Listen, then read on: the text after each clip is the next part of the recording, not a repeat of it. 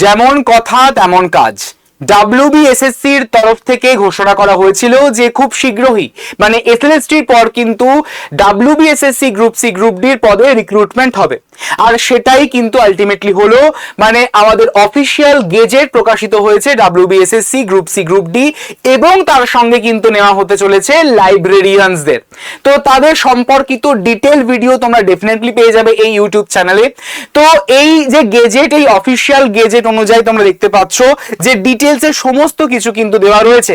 এবার তোমাদের মনে অনেকে প্রশ্ন জাগতে পারে যে স্যার তাহলে ফর্মটা ফিল আপ কবে হবে এবং এক্সামিনেশনটাই বা কবে হতে পারে। দেখো, আমরা যদি বলে থাকি যে এক্সাম কিন্তু হতে চলেছে তোমাদের পুজোর ঠিক আগেই হওয়ার চান্স রয়েছে, না হলে পুজোর ঠিক পরে হবে। কিন্তু ফর্ম ফিল আপের ব্যাপারে যদি আমরা বলে থাকি তাহলে সেটা হচ্ছে যে যেহেতু অফিসিয়াল গেজেট প্রকাশিত হয়েছে তাহলে আর হাতে রেখেও মাত্র 1 থেকে 2 দিন।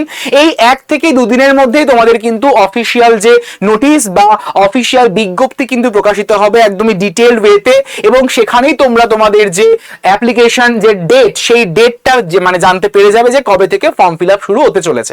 ঠিক, তো এই রকমই আরো ইনফরমেশন পাওয়ার জন্য group C group D related অবশ্যই করে এই চ্যানেলটিকে অর্থাৎ বিএসএসসিআই কম্পিটিটিভ ইউটিউব চ্যানেলটিকে সাবস্ক্রাইব করে রাখতে ভুলো না। Thank you everyone.